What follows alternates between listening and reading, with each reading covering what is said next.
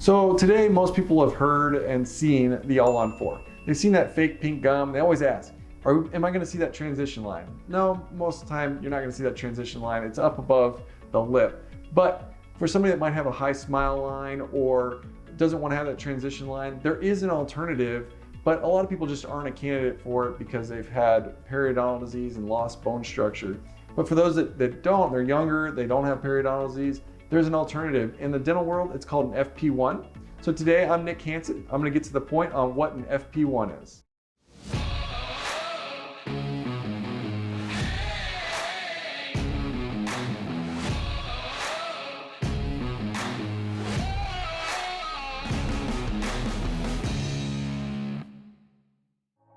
So what is an FP1 and what does it stand for? So FP stands for fixed prosthesis.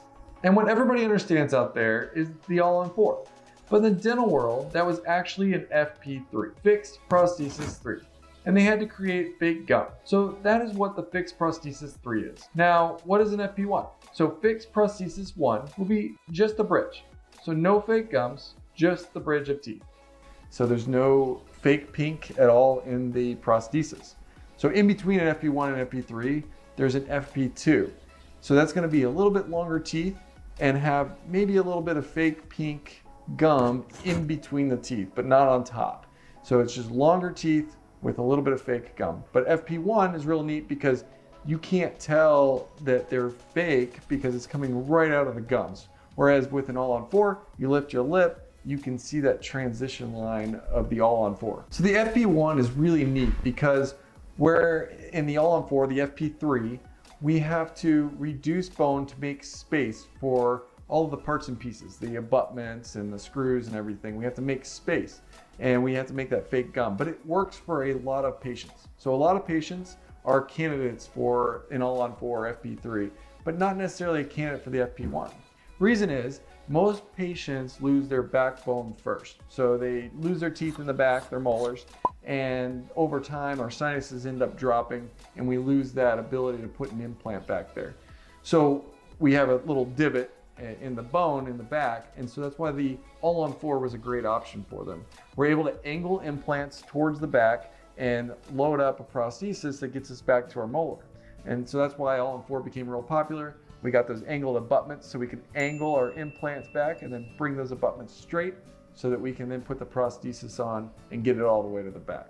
Now, a candidate for an FP1, they are able to come in, they're usually a younger patient, maybe they haven't lost any teeth yet, the teeth are just decayed, and the bone is in great shape. No periodontal disease, the bone level's pretty flat. We can do very little to no bone reduction on those patients. And when we do that, we just basically put the implants in and we're able to make a prosthesis that goes around, and we can then shape the gums to make it look very natural, like it's coming straight out of the gums. So if a patient has a high smile line and shows a lot of gum tissue when they smile, an all-on-4 can be difficult because we have to sacrifice certain things in the prosthesis like cleansability. We might have to have a little flap so that we can hide that transition line, or maybe they show that transition line. But with the FP1, it's really great for patients that have that high smile line where we can now hide that. We're able to make it look like it's coming right out of the gum and make the teeth look really natural. But also during the procedure, we're able to raise that gum up a little bit, like this patient right here. They had a high smile line when they came in and saw us, and we saw a lot of gum tissue. But in the procedure, when we were doing the FP1, we were able to raise up that gum tissue, and there was a little bit of bone, but very minor. So a lot of times we're able to not reduce bone, but in some cases we'll reduce a little bit of bone and be able to bring that smile line a little bit higher. We've now placed all the implants, and what we need to do with the FP1, we are just replacing teeth. And so in this particular case, we're going to be lengthening the crowns of the teeth from what the patient originally had. So in order to do that, we need to contour the bone around where the new teeth are going to be so that they seat properly. And that's what Dr. Rodriguez is doing right now, making a little flap and going to be doing just a little contouring of that buccal bone. But you can see how little in this situation how little bleeding we had to deal with compared to, you know, like a traditional all-on-4 where we're making this big flap and reducing bone. So think of that in terms of healing. So you still have to make a flap though to get the teeth out, right? No, I didn't really know. I did really? it without making a flap. I mean, I made a little incision around the crowns of the teeth, but I didn't reflect anything. So we're reflecting now. So in this case, because we are doing some essentially crown lengthening or making the teeth a little bit longer for cosmetic purposes, he's having to do a little bit of contouring of that bone to accommodate for that. So for the FP1, how many implants do we need to actually get the FP1 to work? So typically we're going to need 6 to 8 implants for the FP1. The difference between the FP1 and the traditional all-on-4, the FP3, is the prosthesis in the FP3 is a lot thicker. So you can have a cantilever or a distal extension area that isn't supported by an implant. But in this case, because we're only replacing the tooth portion, the prosthesis has to be a little bit smaller and a little bit thinner. So we have to have more support, more foundation for that prosthesis, so we can't have a cantilever or we'll risk that fracturing. So in this case, we placed 8 implants, 4 on each side, going back to the first molar. So when you typically do an all-on-4 procedure, how much bone reduction do you need to do on a patient? Well, that varies from patient to patient based on their, you know, their anatomy, their smile line, their, you know, how much their lip moves. So it's kind of an individual thing, but, you know, in most cases we're reducing, you know, 10 millimeters or more of bone. So. Gotcha. And with the FP1, did you reduce any bone when you did the surgery? No. We placed the implants, and the only bone removal we're doing is just some contouring. So we're talking a millimeter or 2. And that's just along the facial aspect for cosmetic reasons. It's not, you know, all the way across. And what makes a good candidate for an FP1?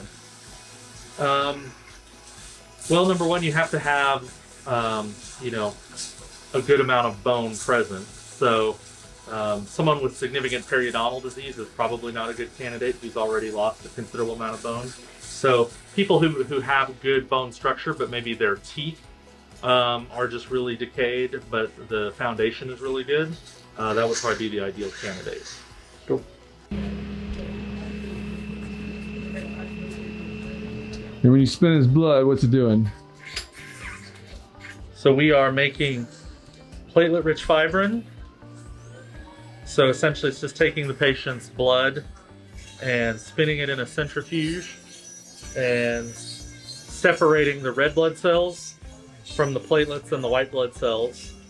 And then we remove the red blood cells and just concentrate the platelets and white blood cells to concentrate the healing properties of those cells.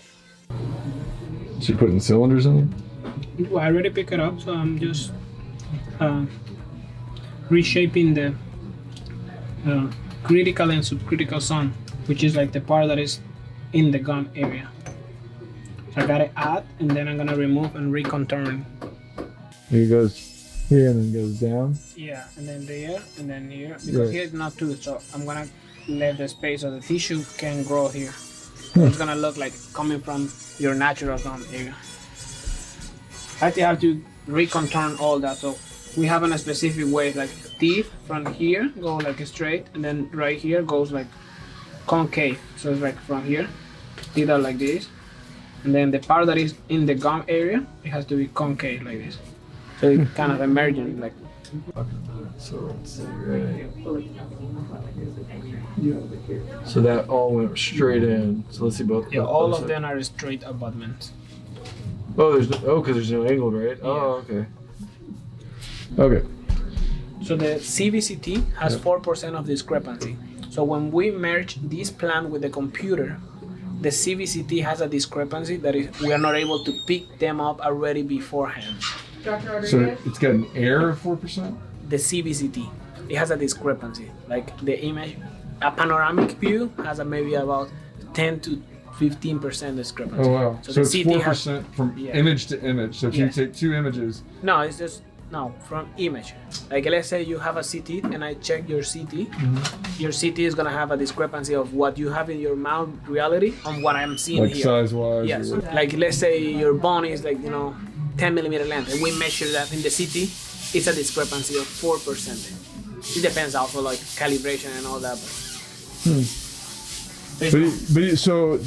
But it still came right through there. I can do one tooth and make it beforehand, and I do the guided, and I know how the tooth already and go in, because the discrepancy doesn't matter, because that tooth doesn't matter. It's that minimal that doesn't matter. But when you have 8 implant, you add in that discrepancy at the end, it's not gonna fit. Gotcha. But it did fit this time.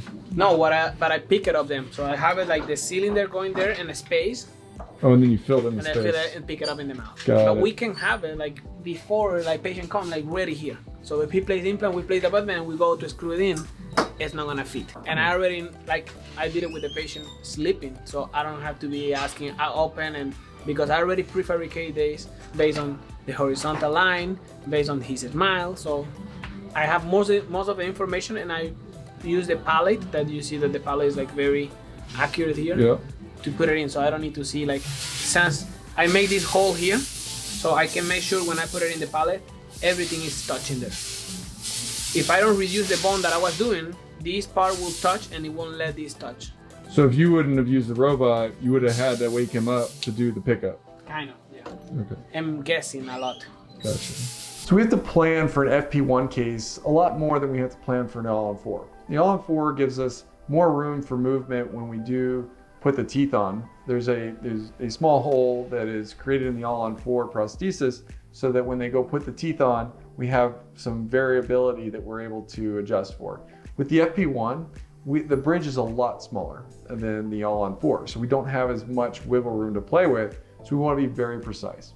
And when we do FP1s, we like to use robotic surgery for that, and I'll do another video on the robot later on, but it gives us very precise and accurate implant placement so that we can plan ahead and not have to add very much acrylic during that pickup, so that the prosthesis will be a lot stronger during that healing period. The full arch bridge, or FP1, is a great option, and it is very realistic and looks really natural. However, not everybody is a candidate for the FP1 because they don't necessarily have the bone and they've had periodontal disease that's eaten that away. But when we are able to do the FP1, it's a great outcome for the patients and they really enjoy it. Well, I'm Nick Hansen, and today we got to the point on what an FP1 is.